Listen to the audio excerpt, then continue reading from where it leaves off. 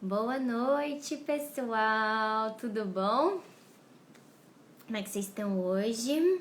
Tudo certinho? Vamos começar daqui a pouco a nossa live, né? Sobre comportamento antissocial e transtorno de conduta na infância, né? Vamos saber as causas, as consequências, os tratamentos, o diagnóstico.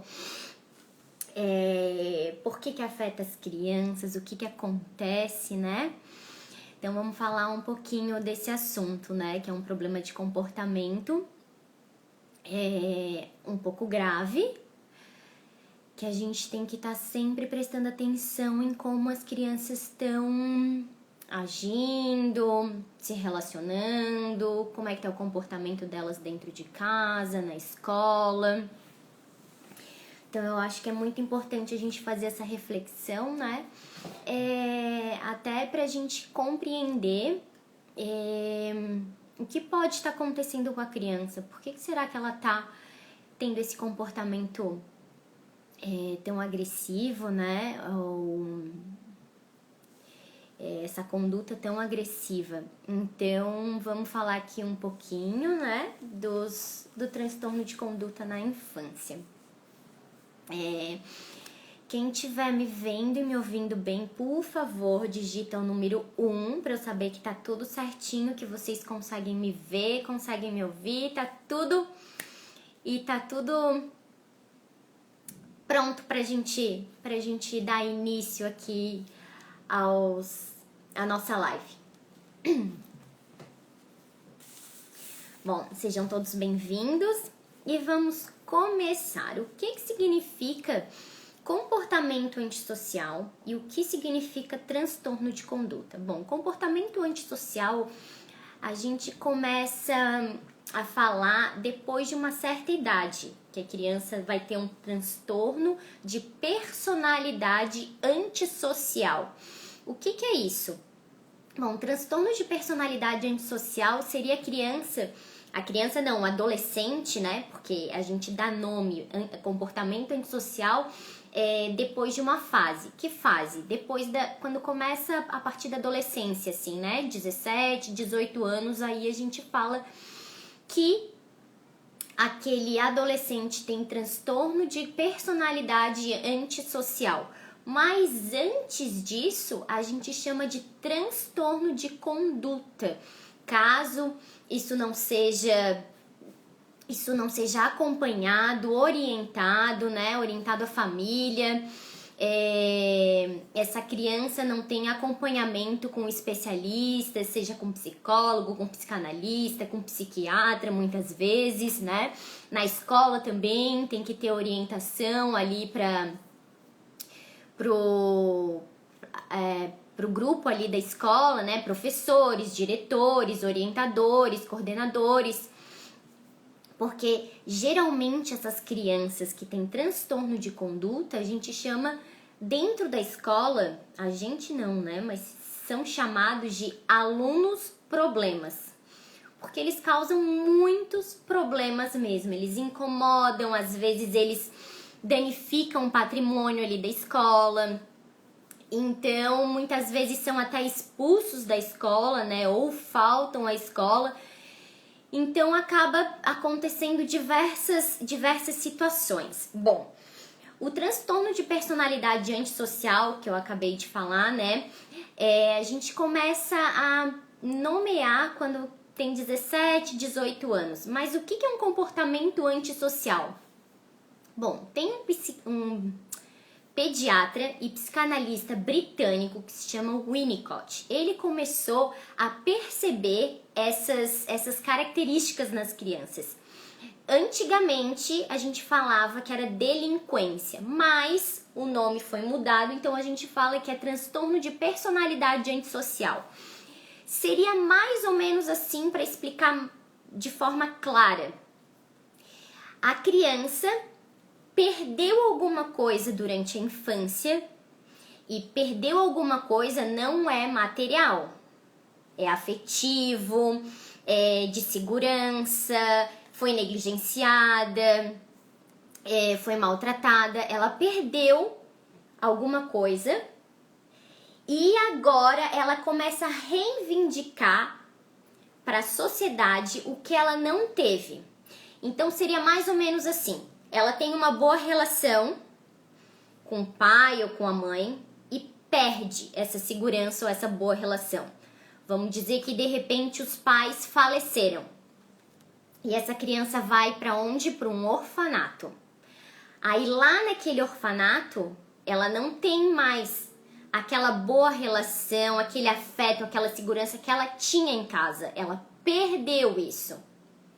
Então ela começa a ter esses comportamentos que a gente chama antissocial. Mentira, roubo, agressividade, para reivindicar o que ela não está, o que ela teve e não tem mais. Ou seja, como se fosse assim: olha, eu tinha uma coisa boa, me foi tirada e eu quero ter isso bom de novo. Então eu vou fazer dessa forma para como se fosse chamar atenção e ter essa boa relação, essa segurança, esse afeto que ela já teve e que ela não tem mais. Ou seja, só tá lá na lembrança dela. Eu acho que eu até faz algum tempo, em alguma outra live, né, atrás, eu dei um exemplo de um menino que ele tinha mãe e ele tinha uma excelente relação com a mãe. A mãe era uma mãe suficientemente boa, que a gente fala. Dá segurança, não é negligente, dá afeto, como é que é? Supre as necessidades básicas, não só materiais, como também afetivas. E a mãe veio a falecer. Então ele teve que morar com uma tia. E ele começou a ter esses comportamentos assim: mentia, brigava, fugia da escola, matava a aula. E na verdade ele já estava se tornando para aquelas pessoas um problema, então ninguém conseguia mais lidar com aquele menino. Até que ele foi encaminhado para uma psicóloga, para uma psicanalista, na verdade, e ela começou a fazer um trabalho com ele. O que tinha acontecido? Ele tinha um bom relacionamento, perdeu aquele relacionamento porque a mãe faleceu. Quer dizer, ele foi para casa de uma outra pessoa, onde ele não tinha esse mesmo afeto, esse mesmo cuidado, essa mesma segurança. E ele estava querendo reivindicar o que ele tinha perdido. Eu conheci uma coisa boa, seria assim: eu conheço uma coisa boa e perco. Eu quero voltar a esse momento bom, a ter isso de novo, a ter essa segurança. Então, o que ele faz? Ele começa a ter esses comportamentos que a gente chama antissocial, né? Como eu falei, mentira, roubo, muitas vezes causar algum tipo de vandalismo, esqueci a palavra, mas quando, acho que é depredar para ter patrimônio público, essas coisas. Bom, então, isso seria o transtorno de personalidade social. Mas vamos voltar aqui pra gente começar lá do nosso transtorno de conduta na infância. Bom, o que seria o transtorno de conduta? Como que a gente vai dizer: nossa, essa criança tem transtorno de conduta, né? Seriam padrões de comportamentos repetitivos e persistente. Tô aqui com a minha colinha, com o meu roteirinho. De conduta agressiva ou desafiadora. Por no mínimo 6 meses. Então essa criança tem que ter esse comportamento agressivo, que desafia, durante 6 meses. Não é, a gente não pode estar nomeando, por exemplo, aquela desobediência, rebeldia que é normal assim nas crianças. Porque ela tem um tempo pra gente falar: ó, isso é transtorno de conduta mesmo. Então não quer dizer que de repente se a criança tá tendo algum desses comportamentos, por exemplo, ela foi agressiva ou ela é agressiva em alguns episódios. Mas assim, ela entende quando a gente fala, ela para de fazer quando a gente fala, ela começa a internalizar tudo que a gente vai falando pra ela, o que a gente vai ensinando, o que a gente vai educando.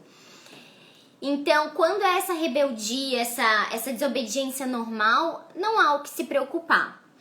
Mas quando isso vai sendo repetitivo e vai sendo intenso, vai sendo persistente, a criança vai cada vez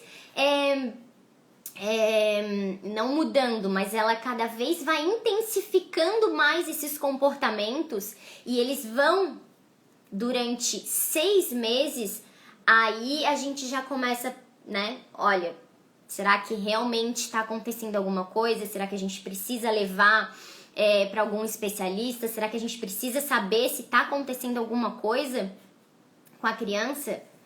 Aí, geralmente, sim, né? Não tem, na verdade, assim, um diagnóstico correto, assim, como se fosse uma doença física, né? Porque, como eu falei, como é um transtorno de conduta, tem que ter vários padrões de comportamento pra gente dizer, olha, isso realmente a criança tá tendo um transtorno de conduta. E tem que ter um tempo, como eu falei. Isso tem que perdurar durante um tempo. Bom, o que acontece? O transtorno de conduta, ele começa quando? Lá no início da infância, tá? E o que a gente pode... São três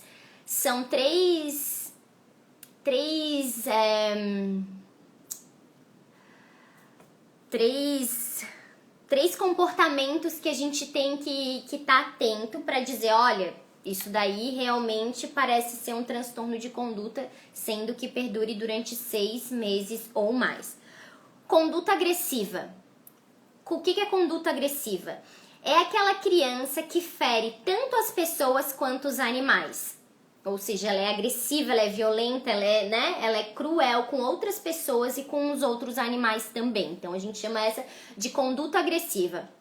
Conduta não agressiva seriam as perdas e os danos aos patrimônios, ao que for público ou dentro de casa também. A criança destrói tudo, né? Destrói o quarto, destrói a casa, não, mas vai destruindo, vai dando perdas no ambiente. E fora também, né? Que daí geralmente a gente começa até a nomear quando são mais adolescentes, que a gente fala, tem ato de vandalismo, mas são ainda crianças nessa fase, então eles começam mesmo ou a pichar, ou a destruir os lugares públicos. Conduta não agressiva, perdas e danos ao espaço público. E furto. Acho que é isso, furto. Que é o quê? Violar as regras sociais. Ou seja, a criança não obedece às regras sociais, né? Pode mentir, pode roubar sem ter contato, sem ter confronto com a vítima, né? Ou pode roubar tendo confronto com a vítima. Mente, rouba, viola as regras, violação das regras, né? Então essa é a terceira. Então a conduta não agressiva, conduta agressiva, conduta não agressiva e furto, tá? Esses 3 comportamentos. Como eu falei, a gente não pode estar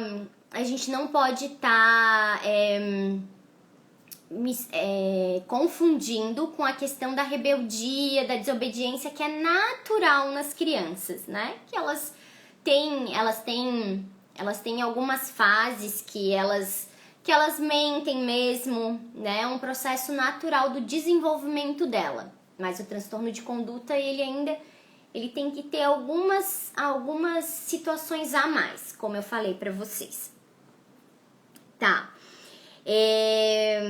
Até porque uma desobediência, uma rebeldia normal das crianças, ela vai se transformando, ela vai se modificando com o passar dos anos. A criança vai aprendendo o que seria certo e errado. No transtorno de conduta, não. Tudo que ela faz, todas as condutas que ela tem, agressiva, não agressiva, de mentir, de roubar, elas só vão aumentando, ou seja, só vão se intensificando.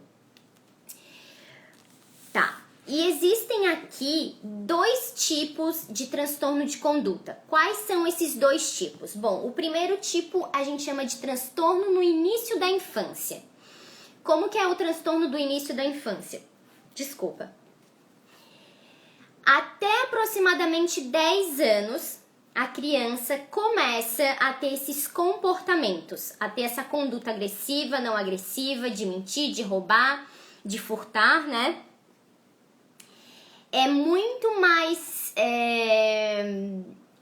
a gente encontra muito mais em meninos do que em meninas.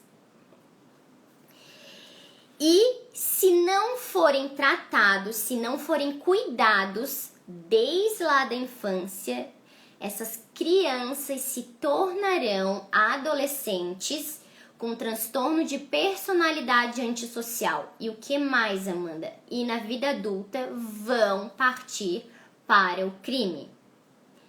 Não quer dizer que todas as pessoas que cometem crimes tiveram transtorno de conduta. Não sei se vocês estão me entendendo. Mas quem teve transtorno de conduta e não foi orientado, acompanhado, isso só vai se agravando com o passar dos anos. Lembra? Transtorno de conduta, transtorno de personalidade antissocial e na vida adulta, para os atos criminosos, violentos. Então, sim, vai se intensificando e vai cada vez aumentando mais. O outro tipo que é o transtorno no início da adolescência. Bom, aí é a partir dos 15, 16 anos. Mas é muito mais fácil de encontrar em mulheres. Só que não é um transtorno de conduta violento. Ela não tem uma conduta violenta ou agressiva. Mas ela pode sofrer de depressão, de ansiedade, de fobia. São menos agressivos, né? E tem um bom relacionamento. Só tem a questão do comportamento, lembra que eu falei internalizado, que é a depressão, ansiedade, fobia,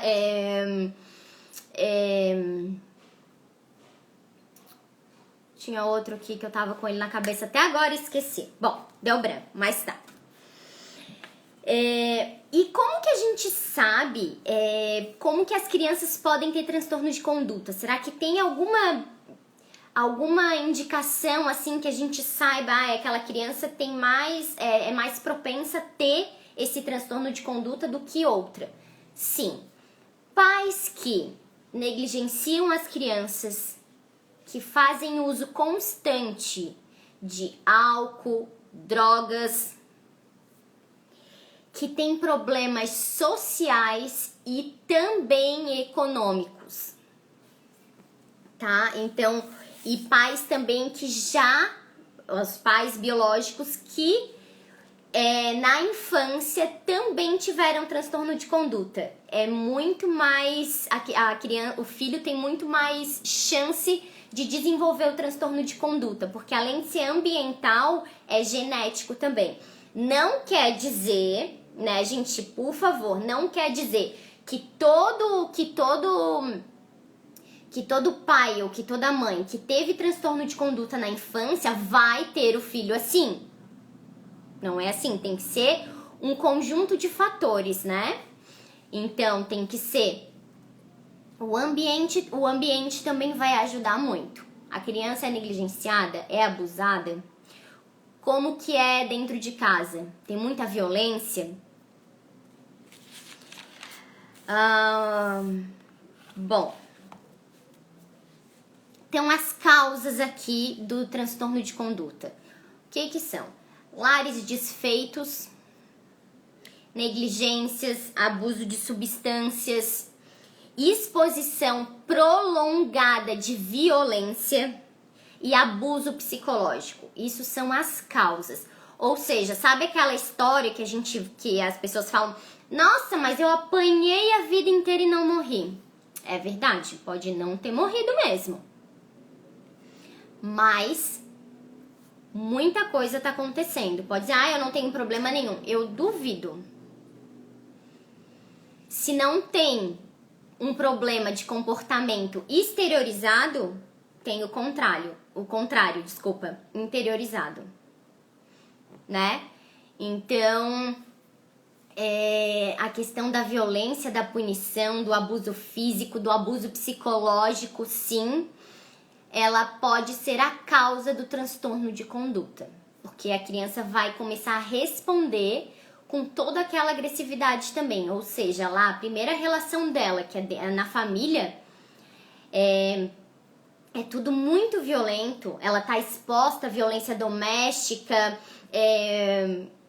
a qualquer outro tipo de violência dentro de casa, é óbvio que ela vai responder dentro de casa e fora com violência também.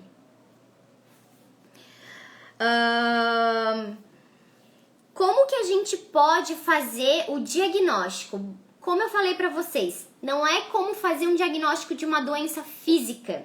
E eu não tô dizendo que isso é uma doença, isso é um transtorno que a gente pode cuidar, acompanhar pra modificar, né? E não ter risco da criança desenvolver o transtorno de personalidade antissocial e muitas vezes na vida adulta cometer algum ato criminoso ou violento, né? O diagnóstico, como é que os especialistas percebem se, olha, tem mesmo algum transtorno? Lembra que eu falei que tem que ser no mínimo os comportamentos durante 6 meses e eles têm que ser cada vez mais intensos. O quê? Agressão a pessoas e animais, né? E eu não tô dizendo só agressão verbal, agressão física de contato, que você comete alguma violência contra a pessoa, que você tá ferindo a pessoa ou tá ferindo algum animal. É destruição de propriedades, furto e violação de regras sociais, né? A criança pode estar roubando, pode estar fazendo alguma coisa que seja contra as nossas regras sociais. Bom, e quais são as consequências disso? Que consequência vai ter isso para a criança, né? Ela vai ter uma má convivência social, obviamente, porque ela não vai estar conseguindo se relacionar e ela vai estar mentindo, vai estar cometendo esses atos ilícitos, assim, né? Ilícitos não, cometendo esses atos, assim, que vão contra as nossas regras sociais. Má convivência social. Muitas vezes as crianças vão para lares adotivos. Por que elas vão para lares adotivos? O que acontece? Elas estão em casa, né? Mas para começar uma orientação, um acompanhamento com essa criança, para ela modificar esse comportamento, se dentro de casa ela não tem estabilidade, segurança, né? E um clima de estável mesmo, né? Como é que é? Um clima psicológico e emocional estável, então ela tem que ser retirada desse lugar, da família dela de origem, e ser levada para outro lar, para um lar adotivo, onde ela possa se recuperar. Porque não adianta nada a gente começar um tratamento com uma criança e ela continuar nesse ambiente onde ela adoeceu. tô botando em aspas porque não é uma doença, mas onde, né, onde tudo aquilo começou, todo aquele comportamento começou. Não adianta nada. É enxugar gelo, né? E muitas vezes essas crianças também vão para onde? Vão para clínicas e hospitais psiquiátricos também, dependendo da gravidade do transtorno de conduta dessa criança. Porque se ela tá começando com uma conduta agressiva, por exemplo, ela machuca os outros, machuca outros animais e se machuca também, não adianta ela tá dentro de casa. Não adianta ela estar num lar adotivo. Ela precisa estar num ambiente onde ela tem uma segurança, onde tem especialistas que estão ali também cuidando e orientando, acompanhando ela, né? E claro que tem que fazer o acompanhamento com a família também, né? Não dá só pra gente estar tratando a criança e a família deixa de lado, porque a família nesse aspecto ela é muito importante também. Tá, falei das consequências. Mas assim, o que eu quero dizer pra vocês? Mesmo que todo esse comportamento desapareça, essa criança com certeza ela vai estar levando durante a vida dela inteira cicatrizes. E cicatrizes como? Psiquiátricas, jurídicas, policiais. Por quê? Porque ela cometendo todas essas condutas, o que vai acontecer? Ela vai para reformatório muitas vezes. O que acontece? As pessoas chamam a polícia, daí a criança é levada. Ela vai ter problema jurídico, sim. Então tudo isso vai ficar ainda como cicatriz para ela. Mesmo que lá na vida adulta ela seja completamente diferente. Desculpa. Ela seja completamente diferente, ela tem o comportamento completamente diferente do que aconteceu na infância. Mas ela vai estar carregando todas essas cicatrizes. Por isso é tão importante a gente começar desde cedo esse acompanhamento, como uma assistência, preventiva para a criança. Bom, o tratamento. Não existe um tratamento. Assim, vamos dar um remédio e ela vai se curar. Porque, como eu falei, não é uma doença. Então, a gente acompanha, a criança tem que ter um acompanhamento, uma orientação psicológica. Muitas vezes também psiquiátrica. E os pais também precisam desse acompanhamento. Até porque eles precisam saber lidar com algumas situações que pode ocorrer durante esse período que a criança está em tratamento, né?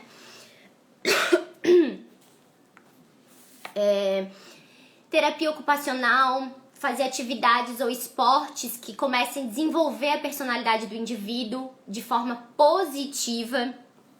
Tudo isso é muito importante para a criança estar fazendo também durante o tratamento psicológico e psiquiátrico. Deixa eu ver o que mais que eu tenho aqui.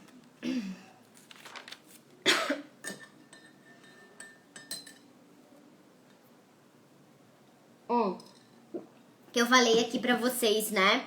Caso a família seja instável, né? Tenha muitos problemas também no ambiente familiar, para a criança ser retirada daquele ambiente e ser levada para um lar adotivo, quem tem que entrar em cena é o conselho tutelar e tem que ter um mandato do juiz, né? Porque a gente não pode ir lá e retirar a criança do ambiente onde ela tá,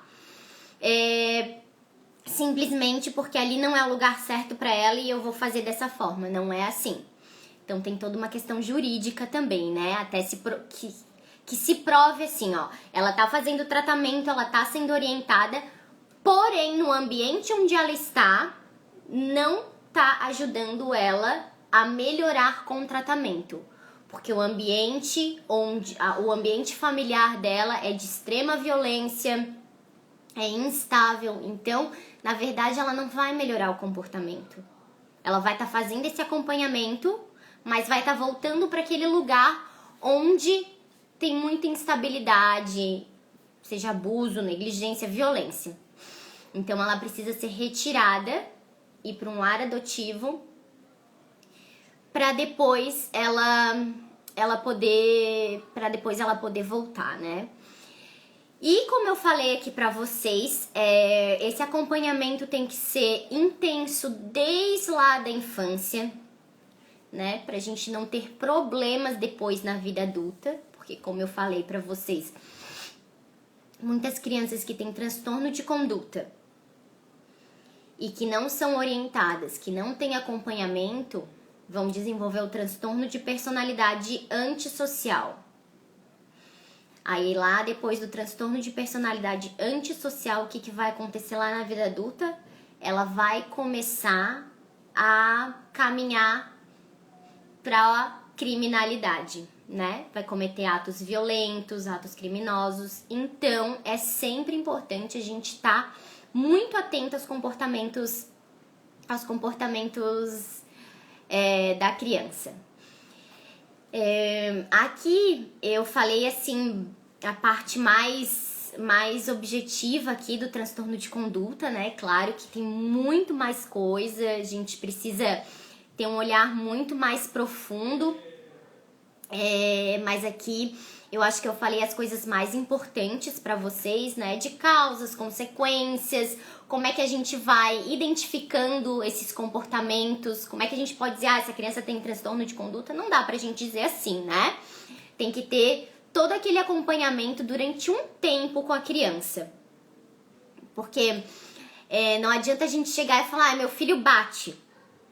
Meu Deus, será que ele já tem algum problema? Não, isso não quer dizer que ele tenha problema, porque as crianças têm um período que elas fazem isso. E lembra que eu disse, o transtorno de conduta, ele intensifica e persiste. Esses comportamentos, assim, de desobediência, rebeldia, que é natural nas crianças, ele vai se modificando com o passar dos anos.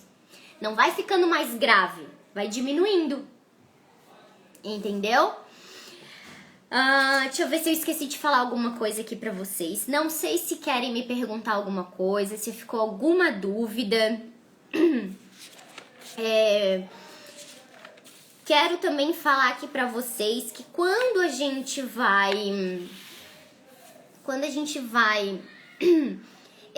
analisar algum comportamento, saber o que tá acontecendo com a criança, né? Não adianta a gente ver a criança 1, 2 dias, né? E achar essa criança e dar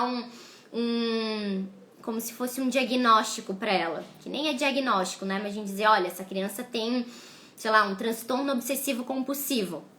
A gente não pode falar isso. A gente tem que saber de toda a história dela. Como eu falei, né? A gente começa lá antes da gestação, com os pais, e a gente vai indo até o momento de que a criança foi concebida, teve a concepção, depois durante a gravidez, como a mãe passou, depois durante o nascimento, como foi o pós-parto, como foi todo esse processo, né? Não é porque a criança tem um comportamento muito fora do padrão agora, então será que é alguma coisa que aconteceu agora?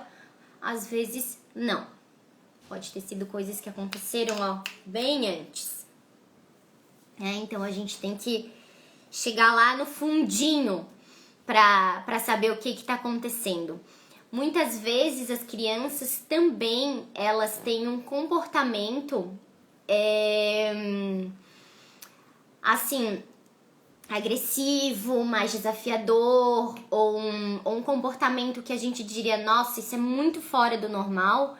Mas antes de tudo, também a gente tem que estar prestando atenção o que está acontecendo com a gente.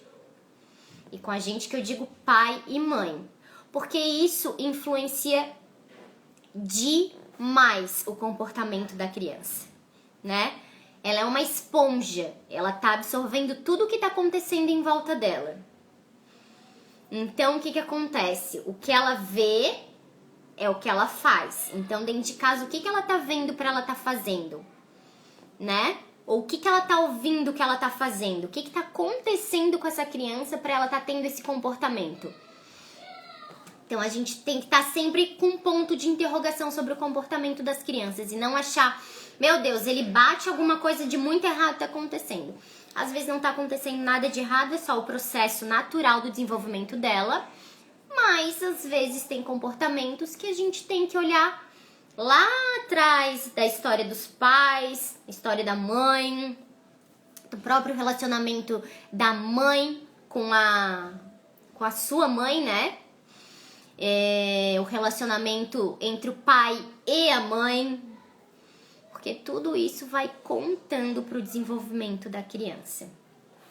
Eu até já falei aqui numa outra live sobre isso, né? Que antes de a criança nascer, ela já existe, ela já tem uma pré-história, já tá ali, os pais já estão falando, né? Já estão dando significado para aquela criança, já estão dizendo como ela vai ser. Então, antes de ela falar, ela já é falada. Gente, querem me perguntar alguma coisa? Ficou em dúvida de alguma coisa? Ou se não quiser me perguntar aqui, né? No público, se quiser mandar um direct, pode mandar, não tem problema. Se ficaram com alguma dúvida, obrigada, Edinalda. Beijo! Com alguma dúvida sobre isso, espero que eu possa ter ajudado. Aqui a gente fala sobre a questão do comportamento, mas quero dizer que não é para assustar ninguém, é só pra gente saber tudo que vai existindo, tudo que pode acontecer durante a infância, como a gente pode estar ajudando as crianças, né? Porque tem uma frase que eu gosto muito, que se chama, que é assim: a infância é o chão que a gente pisa a vida inteira. Quer dizer, lá quando a gente tá, quando somos adultos, né? Muitas coisas que estão ali guardado na gente, que estão feridas não cicatrizadas, traumas que a gente traz, muita coisa, sim, quase 99% das coisas aconteceram lá na nossa infância. E a gente esquece. Por que a gente esquece? Porque a gente não tem capacidade de suportar. Imagina se a gente lembrar de tudo que aconteceu com a gente. De ruim. Né? Porque de bom não tem problema, mas de ruim, se a gente lembrar de tudo, a gente não tem a capacidade de suportar isso. Por isso que eles ficam lá guardadinhos. A gente só tem esses gatilhos, como eu falei, né? Alguma coisa acontece e daí como é que a gente age de forma impulsiva? Alguma coisa fez disparar um gatilho na gente. Alguma situação, alguma pessoa, alguma fala, algum cheiro, alguma data, alguma situação assim. Esses são os nossos gatilhos que fazem a gente relembrar o que a gente não sabe o que aconteceu, mas que tá lá guardadinho. Quando a gente pergunta pra uma pessoa, quando a gente faz análise e pergunta pra uma pessoa assim, o que aconteceu em tal situação? E ela fala assim, eu não sei, não quer dizer bem que ela não sabe. Ela sabe, mas ela não consegue se lembrar. Tá lá guardado. Gente, agradeço de coração. Muito, muito obrigado por ter vocês aqui.